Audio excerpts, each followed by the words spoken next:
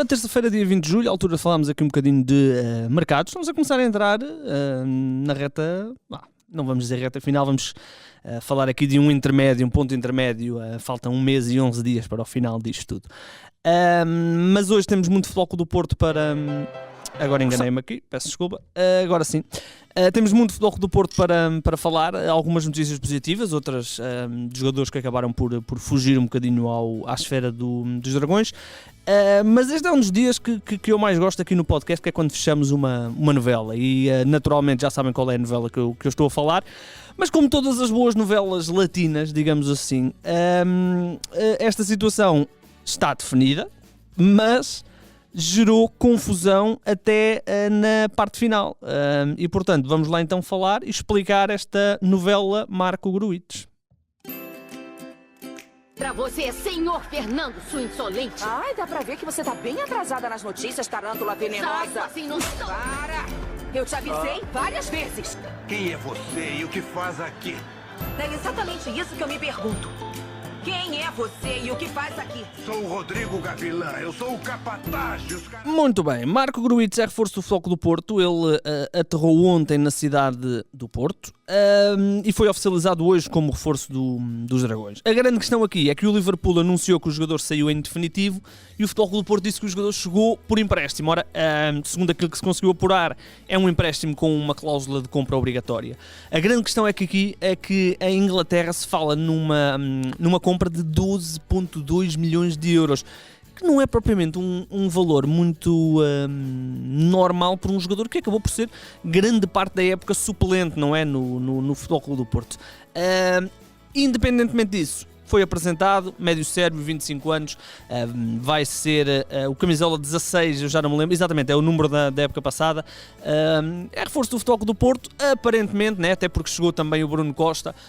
Há aqui possibilidade de um destes médios sair, nomeadamente o Sérgio Oliveira, né? Naturalmente já nem estamos a contar com o Vitinha, mas é mais um jogador para o plantel do Futebol Clube do Porto.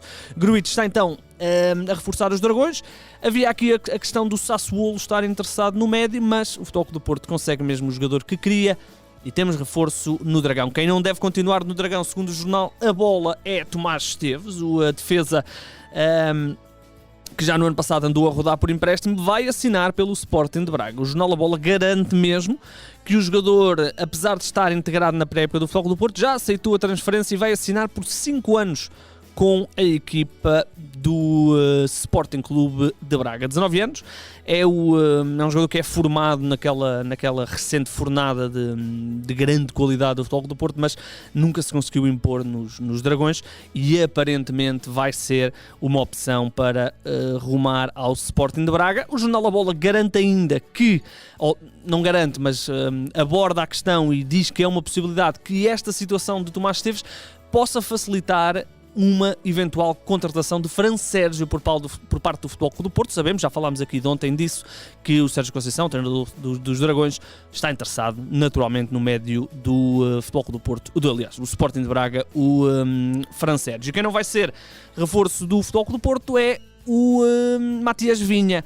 O Tiago Pinto, o diretor para o futebol, o que quer que lhe queiram chamar, o team manager da Roma, ali à entrada de um centro de treinos da Roma, disse que o lateral esquerdo do Palmeiras está a chegar e portanto vai mesmo ser reforço da Roma. Era um jogador que já falámos aqui várias vezes, pretendido pela equipa de Sérgio Conceição para reforçar o lado esquerdo da defesa, para dar concorrência a Zaidu, mas a Roma acaba por se antecipar 11 milhões de euros, mais 2,5 milhões por objetivos, e portanto está resolvida esta questão. Agora, o Futebol Clube do Porto naturalmente ainda precisa de um defesa esquerdo, ou pelo menos ainda tem essa posição que pode ser reforçada, e segundo a imprensa brasileira aparece aqui o Mateus Bahia do Bahia. Curiosamente, Mateus Bahia, do Bahia. Segundo o Globo Esporte, há uma proposta formal dos Dragões para contratar este lateral esquerdo, e quando eu digo lateral esquerdo falamos de um jogador de 21 anos, jovem promessa do futebol brasileiro, é internacional pelas camadas jovens do futebol brasileiro, formação de Palmeiras, já passou pelo Atlético Paranaense e agora tem aqui esta possibilidade de jogar no Futebol Clube do Porto, ele que é peça importante na equipa do Bahia, onde fez a reta final da formação. Ora, o presidente do Bahia já tinha dito que havia uma proposta de um clube europeu por Mateus Bahia. Não disse qual era o clube, mas agora a imprensa brasileira fala de uma proposta do Futebol Clube do Porto. Não sabemos valores, não sabemos ainda grandes informações sobre esta situação. O que sabemos é que pode haver aqui um interesse em Mateus Bahia, do Bahia. Ora, dizer ainda que a imprensa italiana, nomeadamente a Gazzetta dello Sport, deu conta que a Roma, com José Mourinho, está muito interessada em ter o Luís Dias, especialmente depois daquela brilhante Copa América que o jogador fez ao serviço da Colômbia. E, portanto, é natural que apareçam estas notícias, não vamos aqui perder muito tempo. Vou só dizer que é um jogador que tem um contrato ainda longo, mais 2 anos, junho de 2024, e uma cláusula de rescisão de 80 milhões de euros. Portanto, o Futebol Clube do Porto está bem protegido nesta situação. Saltando para o Benfica, vamos falar de Meite, o médio do Turino. Temos declarações do empresário do jogador. Ora bem, o empresário do jogador, que é também pai do jogador, falamos de Kamel Zawawi, imaginemos que seja isto, que disse que é um negócio que, sim senhor, que há aqui alguma possibilidade, há aqui interesse, mas tendo em conta o que se passou no Benfica, tendo em conta que vai haver eleições, é uma situação que não está fechada. Isto são declarações do pai do jogador. Ora, o Benfica, se quiser o jogador, são os tais 7 milhões de euros que já falámos aqui, e ainda o empréstimo do Chiquinho. Está mais ou menos tudo alinhavado com o Turino, falta o sim de Meite. E isto são declarações, só para darmos o crédito, são declarações ao jornal Record, as declarações do pai e empresário de Meite, um médio que já falámos aqui, jogador francês que esteve também no Milan emprestado, e é um jogador que box to box também pode fazer a posição de médio defensivo, uma peça que pode ser interessante para a equipa do Benfica. Saltando agora para Portimão, Beto, temos que falar de Beto. Já tínhamos dado aqui quase como fechado essa novela, porque a certa altura ele foi dado praticamente oficial ou a caminho de França, acabou por não se concretizar, e agora aparece aqui o Fenerbahçe, treinado pelo português Vítor Pereira, aparece aqui interessado na contratação de Beto. Ora bem, Beto é talvez a joia ou uma das joias da nossa liga, pelo menos tirando ali os 3 grandes. No ano passado, realmente na segunda metade da época, fez a diferença, 11 golos em 31 jogos.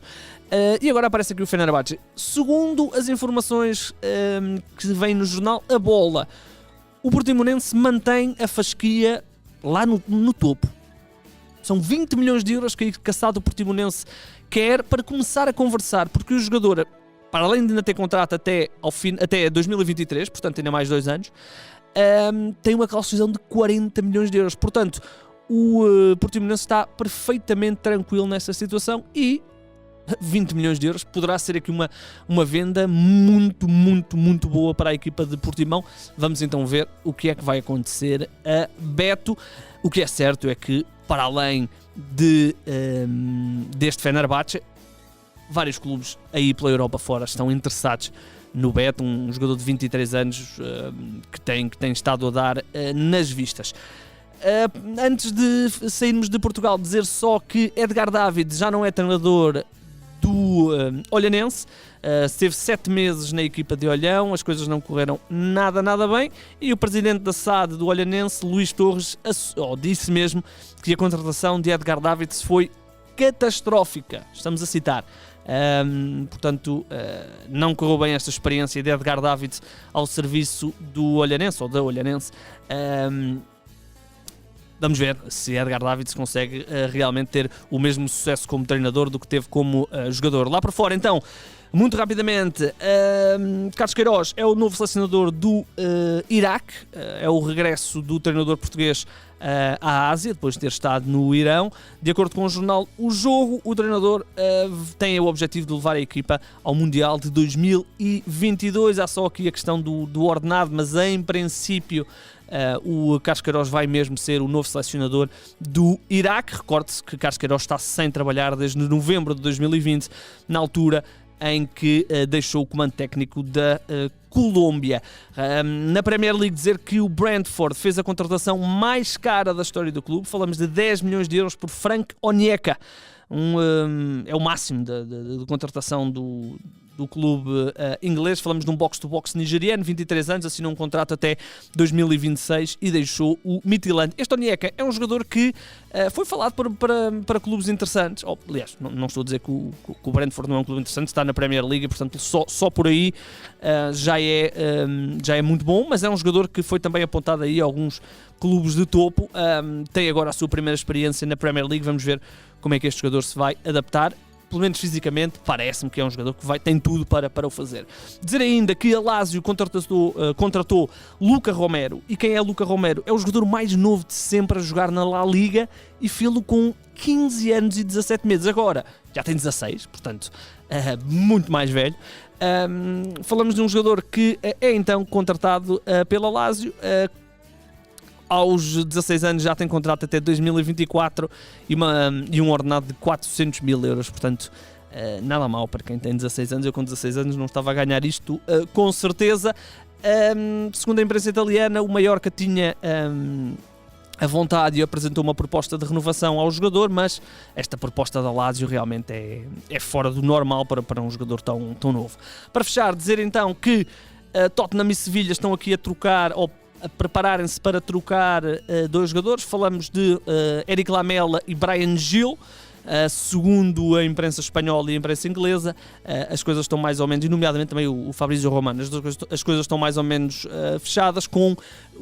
Basicamente o Tottenham vai contratar o Bryan Gil e vai colocar o Lamela no negócio e ainda mais aqui um valor. Portanto, será aqui 25 milhões de euros mais o Lamela, portanto é uma contratação interessante. Bryan Gil é um jogador que se destacou nas últimas épocas, nomeadamente na última época. Aliás, chegou mesmo à seleção espanhola, na última época ao serviço do Eibar, brilhou e aparentemente ia regressar ao Sevilha, mas agora intromete-se aqui o Tottenham. E para fechar, vamos até... eu estava aqui a tentar abrir isto, mas não, aqui o jornal Marca não me está a deixar. Agora sim. Vamos até França e França-Espanha. Porquê? Porque o L'Équipe de França avança que o Barcelona está a tentar convencer a Juventus a trocar Griezmann por Dybala. Já falámos aqui da questão do Saúl, que o Barcelona queria o Saúl, estava a tentar até envolver o Griezmann, mas as coisas acabaram por não correr bem. E agora aparece aqui esta possibilidade, Griezmann-Dybala. Ora bem, e acaba por ser uma situação interessante, porque o Dybala, estranhamente, esteve muito tempo no banco, na época passada, na equipa da Juventus. Se calhar também explica um bocadinho do insucesso da equipa de Turim. E o Griezmann continua a ser um mal amado em Barcelona. Portanto, vamos ver se esta situação tem ou não pernas para andar. O nome de João Félix também foi aqui envolvido, não é? Já sabemos.